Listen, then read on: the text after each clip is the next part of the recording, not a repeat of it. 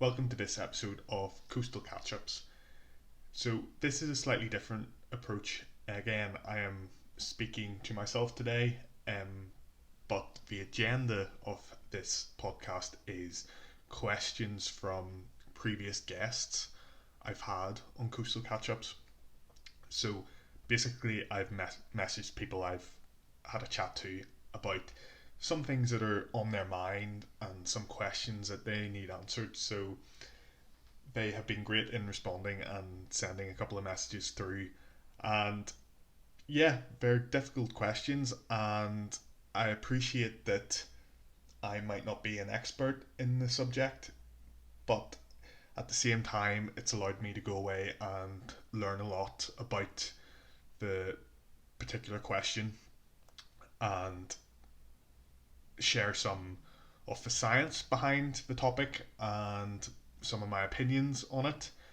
But nonetheless, I appreciate that I am probably covering it on a high level, and hopefully that's it's certainly enough for me to satisfy my curiosity. So hopefully it's enough for you as well. So without further ado, we will get into this episode. It's all about Marie and the coastal sea, aquatic life and everything in between. So sit on down and take a seat. Coastal catch-ups with Sam P. So this question comes from John Gilmore, who I chatted to in one of the first episodes of Coastal Catch-Ups. And John was wondering, are there any plans for tidal energy since the test turbine in the Narrows was dismantled? And what were the results of that test, good or bad?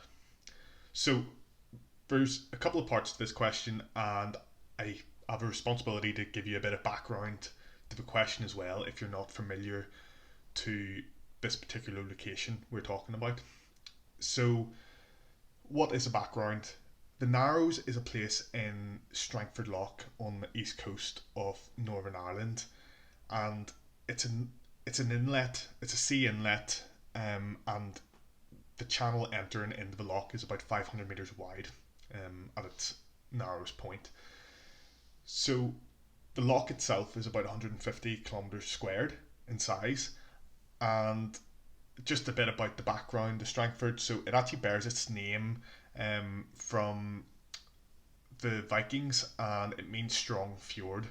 So that is a valley created from glacial activity.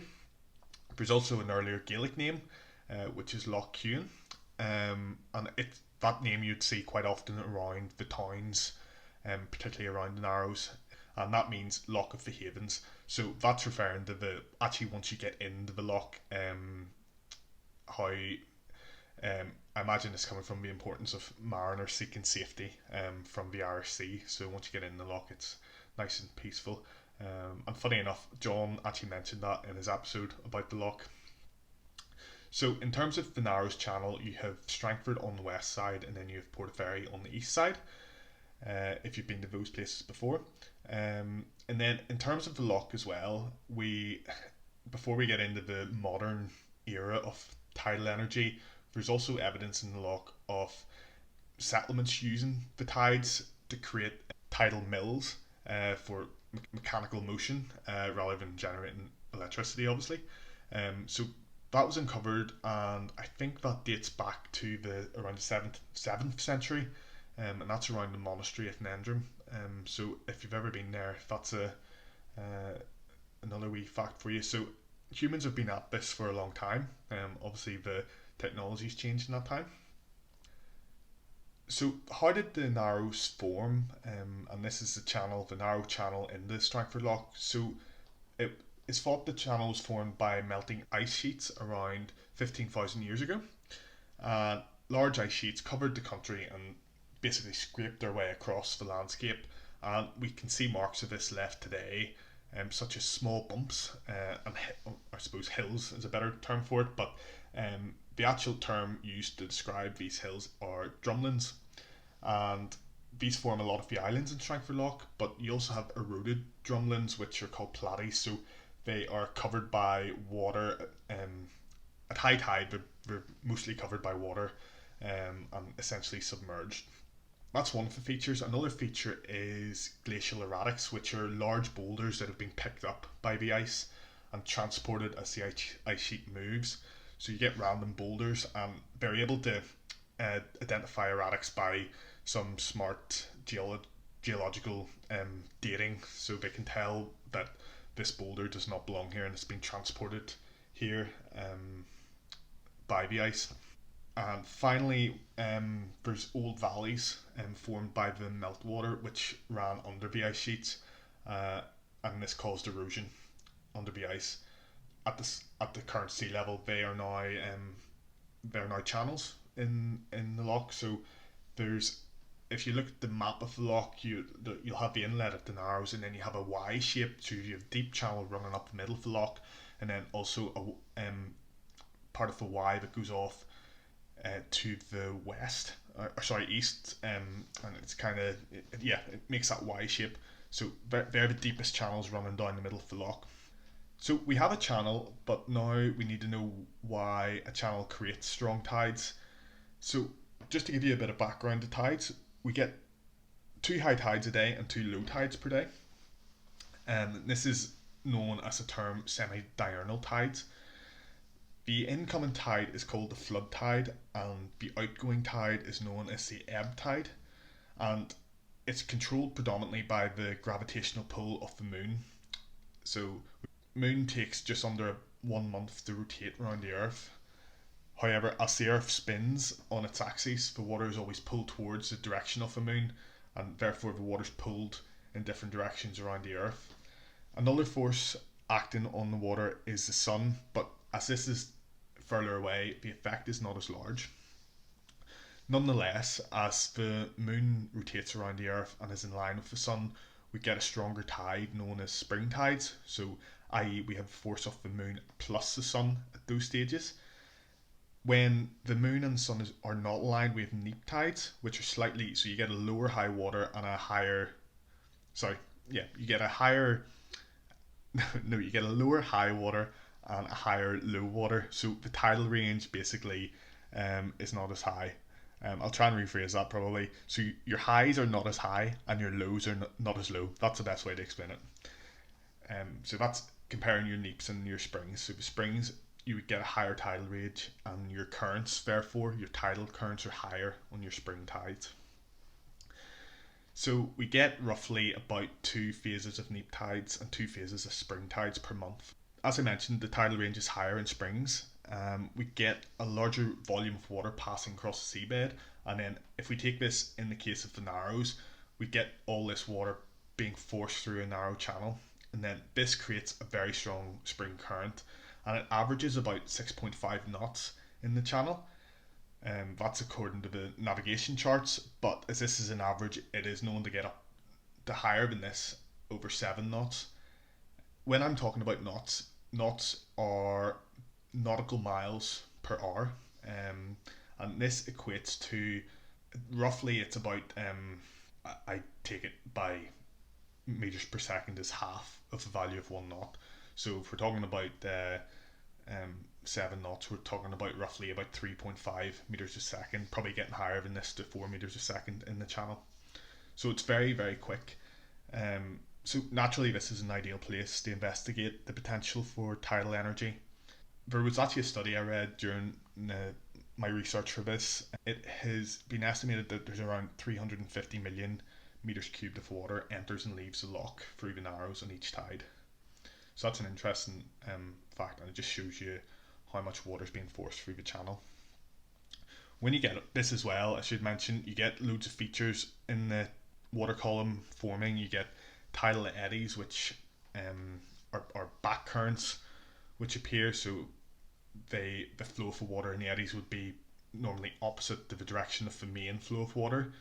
You can get whirlpools forming and all this turbulence as well. So it's a really interesting place. The seabed really plays a part in all these features forming. If you have large boulders or outcrops of rock, you can notice that on the sea surface as well. The disturbance it's causing on the water.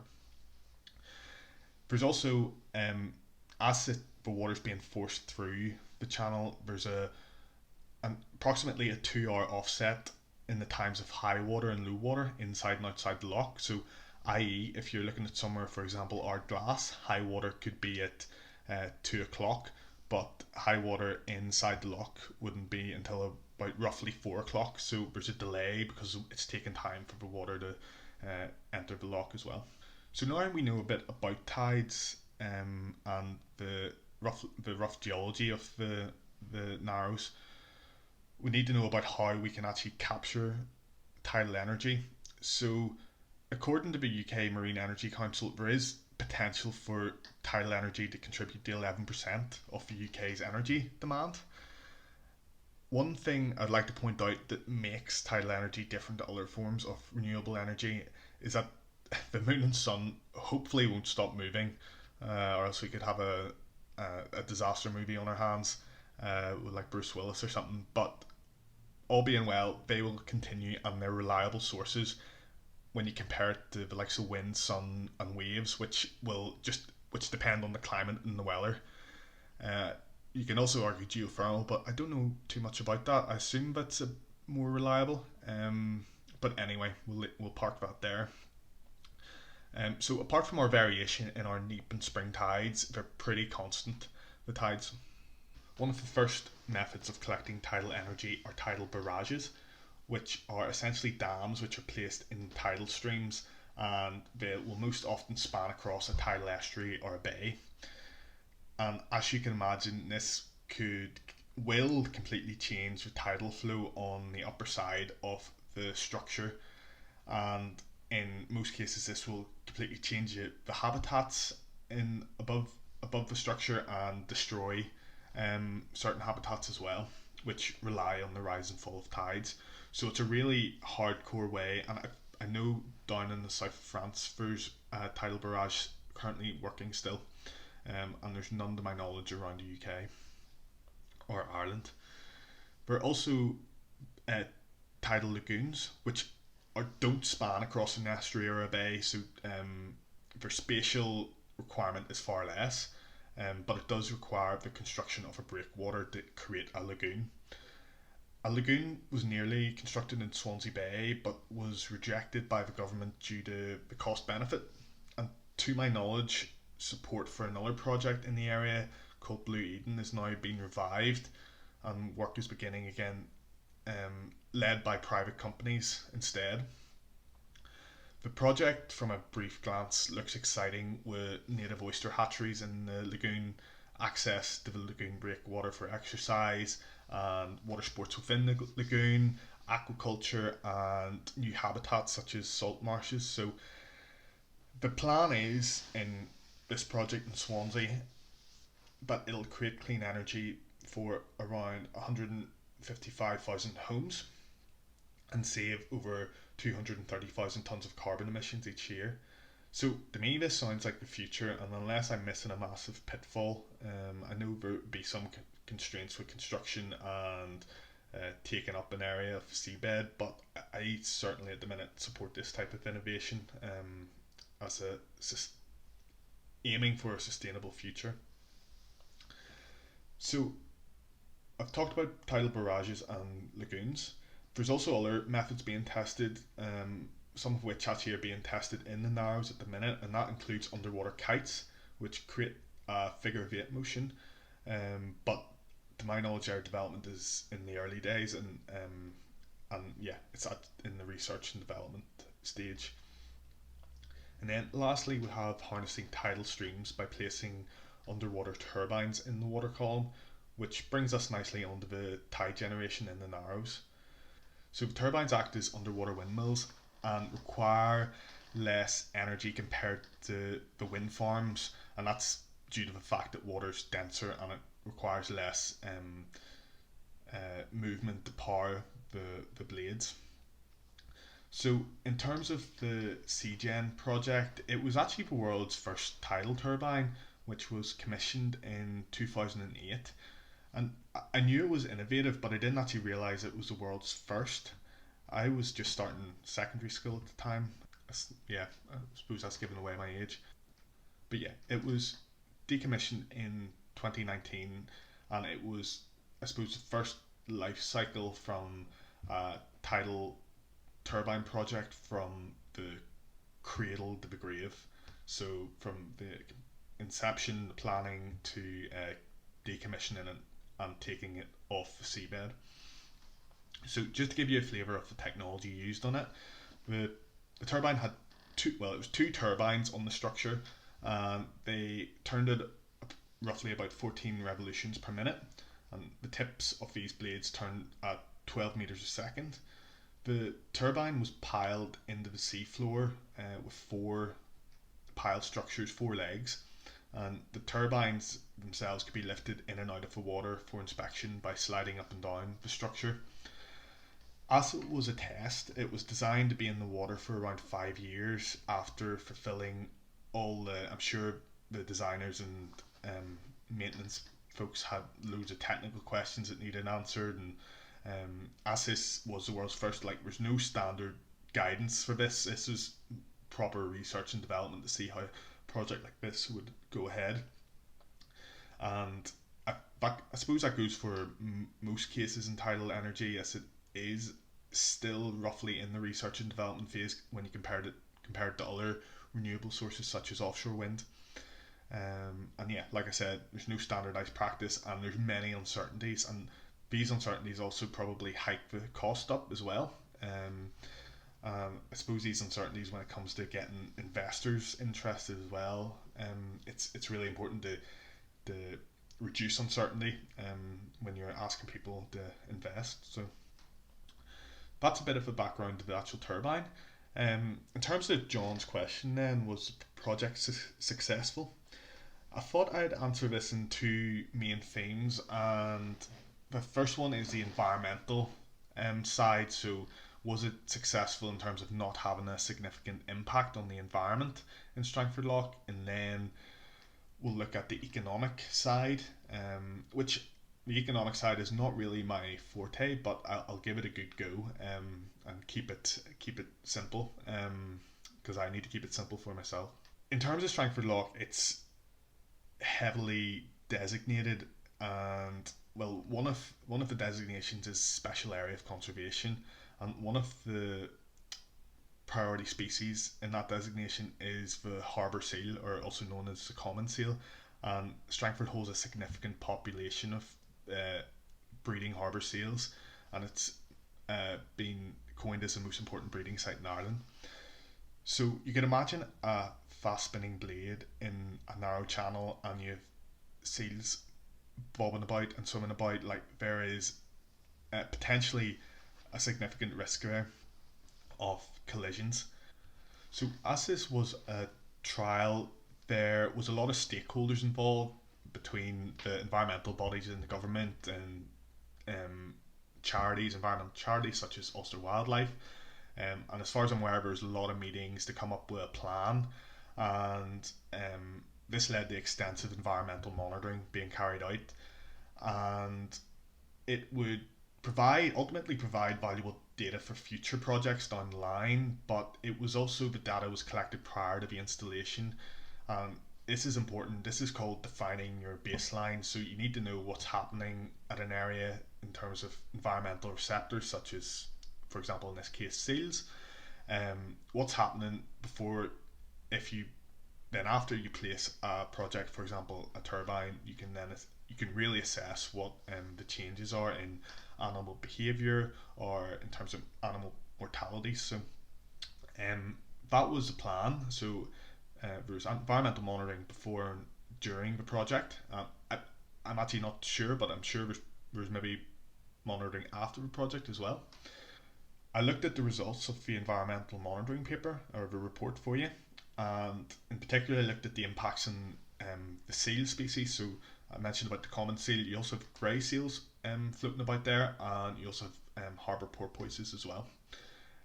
You also have benthic communities on the seabed which rely on the fast tidal flow bringing in nutrients that they can collect and eat. So all those communities on the seabed as well were assessed. So overall, for the marine mammals, it was concluded that there was no impact upon them during the 3 years of monitoring, as they were able to avoid the structure and therefore avoid collision. But it was noted that this required a local displacement of the population, so defined as around a few hundred meters, which I'm not sure what that means. Does it mean up to closer to a kilometre or 100 or 200? So I'm not sure, but because you need to remember that this is quite a narrow channel as well, so there's not really much room to play with. There was a decrease in porpoise activity during the installation, but sightings of porpoise remained stable over the longer term after installation. And they found that seals normally transited past the turbine at slack water, which actually coincided with the turbines not running until the current picked up to around 1 meters a second again. So there was downtime, and this was the time when seals seemed to transit around the Narrows.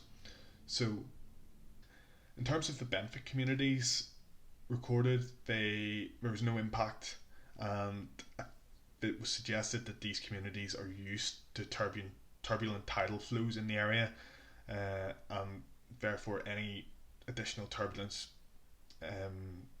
created by the structure, it didn't impact these communities. They were used to it, and they were still able to do their thing by grabbing plankton and all the rest of it from the water column.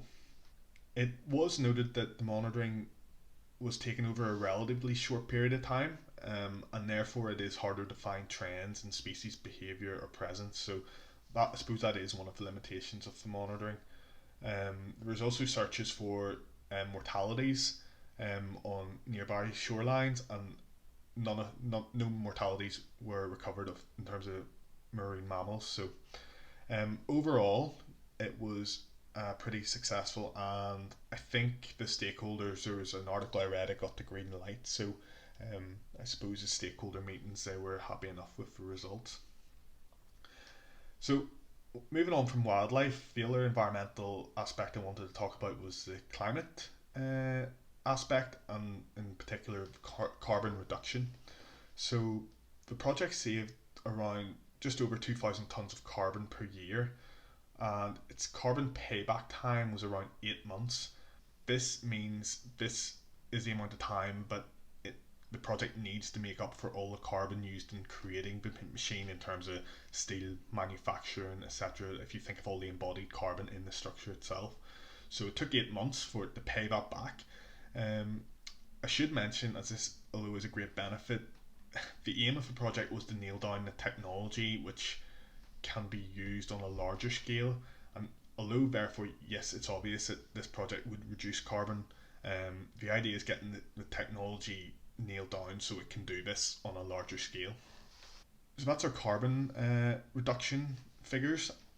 Then I'm going to move on now to the economic results of the project. The project was able to export to the grid via a cable drilled beneath the seabed and connected to the grid. And the energy capacity of the CGen project was 1.2 megawatts. And I always struggle visualizing what this means. In work, sometimes I get told about offshore wind farms which do like 15 gigawatts, and I just I find it hard to visualize the concept of how much this is actually going to power, say, a town, for example. So to help, it was able to power around 1,500 homes each year. The turbines ran for about 20 hours a day, and then I imagine the other 4 hours, this was accounting for the periods of slack water, so the period in between the flood and ebb tide, where the current velocities were below 1 meters per second at the project site. So like I mentioned about the seals, the turbines weren't running. So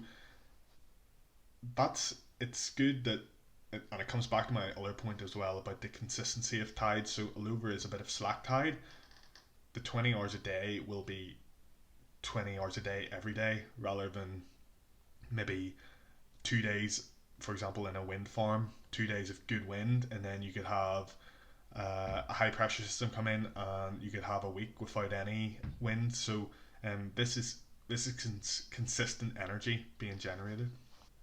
Um, just in terms of a case study by Jackson and Pearson's in 2012, they mentioned about the capital and operational maintenance costs, and they mentioned it about being reduced over the lifetime of a project.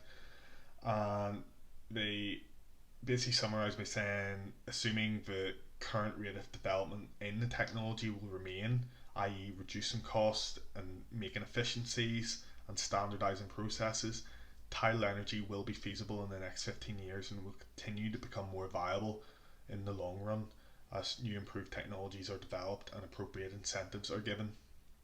So this case study is in 2012, but I also note that there are still articles being posted in this year actually that still citing the need for innovation and reducing costs. So it's definitely a long game. The renewable tidal energy industry, and there is support appearing from governments. For example, the UK government ring fenced funding in their recent contracts for difference scheme, and this is a mechanism for supporting new low carbon infrastructure, and it basically guarantees a set price for electricity.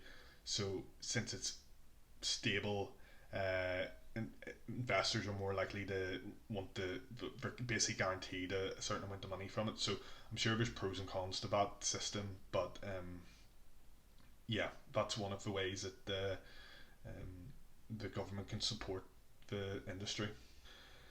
So after the success of the project, the company that MCT, they plan to scale up the technology, like I said. Yes, that was for 10 megawatts, and that was a project called the Skerries Tidal Stream Array off the coast of Anglesey, North Wales. However, to my knowledge, this project did not go ahead after being granted planning permission. So I thought I'd come in here. I was reviewing this podcast and I thought I'd add this snippet in just to make it clear that the end of the MCT, so MCT were bought over by another company, and that project in Anglesey didn't go ahead, as I said, but that is in no means to say that there isn't other tidal projects ongoing in the UK, in particularly off the coast of Anglesey, and then up in Scotland there's some great examples of companies again trialing new technologies and new ways to do things, such as the orbital project. So I just thought I'd pop that in there before I came to my conclusion. Cheers. So, in conclusion, we've chatted about background to tidal energy, how the tides are formed, why the location of the tides in terms of the shape of the seabed is important in creating strong tidal streams. We talked about the technologies used to capture energy from tide. So we have the lagoons, which rely on the rise and fall of the tide. Then we also have the turbines, which can be placed in streams to turn blades. So back to the original question, there, as far as I know, there are no more plans for tidal energy in the Narrows, but the way the industry is moving, I would not be surprised if we see other devices. As I said about the tidal kites, it remains an important location for testing technology. And in terms of the results of the project, from looking at the point of view that it was the first of its kind, it provided great data and lessons about the installation, maintenance, and operation of the turbine, and then also the environmental data we talked about and how that can be informed decisions going forward. But this is the environmentalist coming out in me here, but every place is different, so the data can't be used to inform a decision, for example, off the coast of Wales, because you'd have a different location, different population sizes of marine mammals, for example. Every place is different, and hence why you have that planning process and the assessments and surveys need completed before any decisions are made. So, yeah, it's a great, ultimately it's a great case study for future projects. So all this can be taken forward to future projects and streamline the technology and planning process to make it more efficient. In terms of tidal energy, I think it'll be slow progress because there's a lot of articles about new technology, so it's not like at the minute one way is the best way. There's definitely different things being tested, um, but I'm optimistic as long as the funding's there and the momentum and the motivation. Um, I think we'll see more projects pop up around the UK. So I am optimistic. And if you're not familiar with tides and tidal energy in general, hopefully the background of the project in terms of the actual tidal processes and how it can be captured, I hope that was interesting as well for you. So that's the conclusion of this episode. Hope you found it interesting. If you have, make sure to give it a like or a review on whatever platform you're listening um, to it on. And yes, I will see you on the next episode. Thanks for listening.